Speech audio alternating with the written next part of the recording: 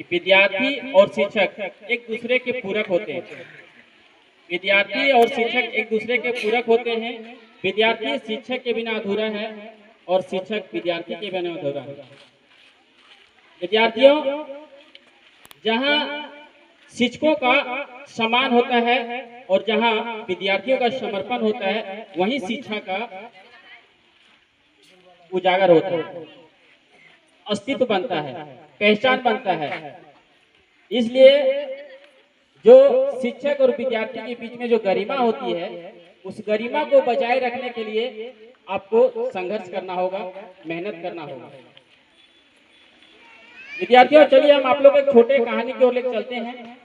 एक दिन की बात है, बगीचे में कोई इंसान टहल रहा था और टहलते वक्त एक डाली पे क्या वो तितली का जो होता है कोकून, जिसमें उसका बच्चे तैयार होता है, उसने देखा डाली पे लटका हुआ।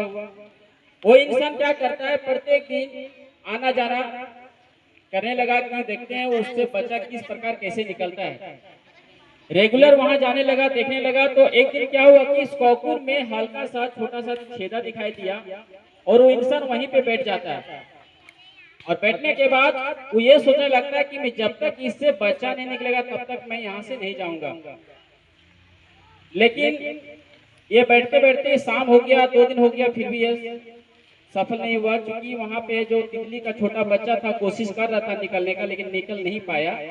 अंततः क्या किया, उसने सोचा इंसान की क्यों ना मैं इसका मदद कर दूं। तो क्या किया, घर से गया, घर में जाकर कैंची लेकर आया और आकर के कोकून को हल्का सा, मतलब कि जितना से जीव निकल सकता था उतना वो काट दिया। काटने के बाद क्या होता है, वो जीव वहां से निकल आता है। निकलने के बाद नीचे गिर जाता है। अब वह क्या सोचता है इंसान की, देखते हैं कि कैसे उड़ता है, किस प्रकार ये उड़ेगा। लेकिन वैसा कुछ नहीं हुआ, वो जैसे गिरा वैसे ही गिरता रहा और घिसटते पसीटते उसने अपना जीवन को निर्वाह कर दिया, उड़ नहीं पाया। लेकिन इंसान सोचने लगा कि क्या होगा, मैं तो बहुत बड़ा गलती कर दिया। लेकिन प्रकृति जो बनाया है इस कोकून इतना कठोर मजबूत इसलिए बनाया था क्योंकि वो कोकून को खुद से तोड़ करके निकलना था उसको। क्योंकि कोकून के बाहरी कवच जो होता है वो कठोर होता है और लचीलापन भी होता है। जब तक वो पक्षी जीव उसमें अपने माथा से, अपने बॉडी से जब तक उसको संघर्ष करके ना तोड़े तब तक वो बाहर नहीं निकल पाएगा। अगर निकलता है तो तोड़ के खुद से निकलना होगा, और वो स्पर्श जब तक उसका शरीर नहीं करता तब तक उसका बॉडी मजबूत नहीं होता है।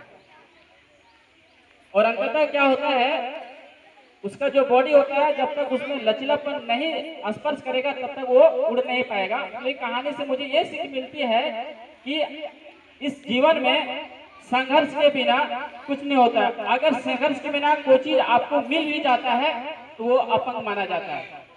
हो सकता है स्ट्रगल के बिना कोई चीज आपको मिल गया, बहुत खुशी हो, लेकिन वो स्ट्रगल का फायदा नहीं है। मतलब अपने आप में आपको महसूस होगा कि मैं अपंग हूँ।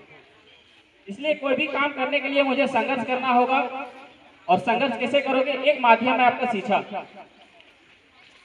संघर्ष एक आपको विद्यार्थी का जो मेन मकसद होता है शिक्षा।